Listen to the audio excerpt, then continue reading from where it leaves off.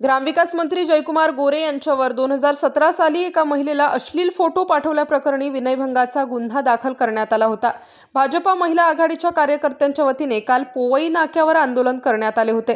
जयकुमार गोरे यांना न्यायालयाने निर्दोष मुक्त केले आहे। जी महिला मंत्री जयकुमार गोरेंवर आरोप करत आहे तिच्यामुळे अनेक महिलांचे चारित्र्य बदनाम होत आहे, अशी प्रतिक्रिया महिला भाजपा कार्यकर्त्यांनी दिली। सध्या विधानसभेचे अधिवेशन चालू असतानाच हे प्रकरण पुन्हा एकदा समोर आले असल्याने महाराष्ट्रात एकच खळबळ उडाली आहे। एका महिलेला अश्लील फोटो पाठवल्यावरून विरोधकांनी आरोप केल्याने विधान भवनात मोठा गदारोळ झाला होता। अश्लील फोटो प्रकरणी एका यूट्यूब चॅनलने पीडित महिलेला संपर्क साधून याविषयीची माहिती घेऊन बातमी प्रसारित केली होती। यामुळे संपूर्ण महाराष्ट्रात खळबळ उडाली होती। ग्रामविकास मंत्री आणि सोलापूर जिल्ह्याचे पालकमंत्री असलेल्या जयकुमार गोरे यांच्या निषेधार्थ सोलापूरमध्ये महिलांनी मोर्चा काढून निषेध व्यक्त केला।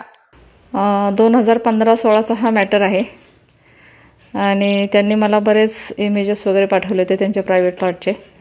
अनेक वेळा त्यांना असं करू नका असं सांगून तेच पुन्हा पुन्हा करत राहिले ते। आणि त्यानंतर 27 नोव्हेंबर 2016ला मी त्यांच्यावरती FIR दाखल केली होती। त्याआधी त्यांनी मला व्हॉट्सअपला शिव्या दिल्या होत्या, अत्यंत घाणेरड्या शिव्या होत्या त्या मला माझ्या आईला दिलेल्या व्हॉट्सअपला लिखित होत्या त्या। आणि त्यानंतर मी त्यांच्यावर FIR दाखल केली। FIR दाखल केल्यानंतर त्यांचा जामीन अर्ज फेटाळला गेला। मुंबई उच्च न्यायालय आणि सातारा न्यायालयातून अटकपूर्व जामीन। ते 10 दिवस तुरुंगात होते आणि त्यानंतर त्यानं बाहेर आल्यानंतर माझ्यावरती 2 कोटींची खंडणीची खोटी केस केली। मी का जर मागितली होती तर तू आधीच करायची होती, मग मी FIR करायची तू वाट बघत होता का, असा एक प्रश्न त्यामध्ये उपस्थित होतो। तो केस खोटी आहे। त्या केसचं काय झालं आजपर्यंत मला कळलेलं नाही, पण त्या केसमुळे माझं नाव पेपरला आलं। मला तेव्हापासून त्यानं ते मला बदनाम करायचं सत्र सुरू केलेलं आहे जे आजपर्यंत चालू आहे। आता हा झाला मागचा विषय। आता तो जे काल म्हटला की माझी निर्दोष मुक्तता केलेली आहे, तर निर्दोष मुक्तता त्याची कशी झाली की मी केस मागे घेतली म्हणून तो निर्दोष सुटला। म्हणजे माझ्याकडे त्याचा माफीनामा आहे। त्यानं त्याचे वकील, माझा भाऊ आणि तो स्वतः असे आम्ही 4 जण त्या कोर्टच्या चेंबरमध्ये होतो। साक्षात दंडवत घालून माझी माफी मागितली होती त्यांनी, हातपाय जोडून, की मला या केसमधून बाहेर काढा, मी तुम्हाला परत कधी त्रास देणार नाही। रिटर्न स्टेटमेंट दिलं त्यांनी त्या केसचा नंबर वगैरे टाकून। आणि अशा प्रकारे मी ती केस मागं घेतली आणि त्यानंतर आता हा सांगतो की मी निर्दोष सुटले। आणि त्यानंतरही मला बदनाम करायचे सगळे चान्सेस तो म्हणजे एकही सिंगल चान्स सोडत नाही असं पण म्हणू शकतो। आता हे सगळं पुन्हा प्रकाशात आणण्याचं कारण हेच आहे की मला एक पत्र आलं 9 जानेवारी 2025चं पत्र आहे।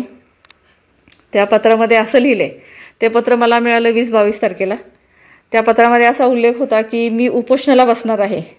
केसचा सगळा तपशील त्या पत्रामध्ये आहे, काय झालं आहे काय नाही। म्हणजे मी आता तुम्हाला जे सांगितलं ते सगळं त्या पत्रात आहे। आणि 26 जानेवारी 2025ला मी उपोषणाला बसणार असं ते पत्र माझ्या नावाने बऱ्याच ठिकाणी ॲड्रेस केलेलं होतं। म्हणजे माननीय राज्यपाल आहेत, माननीय मुख्यमंत्री आहेत, SP, कलेक्टर, मी, असं 5 जणांना ते पत्र गेलेलं होतं। तर मी कलेक्टर ऑफिसला लगेच इन्फॉर्म केलं की हे असं माझ्या नावाचं पत्र फिरतंय। तर त्यांनी मला आश्वासन दिलं की SP साहेब तुम्हाला या बाबतीत संपर्क करतील आणि कोणी पत्र पाठवले त्याचा तपास घेतील, पण असं काही झालं नाही।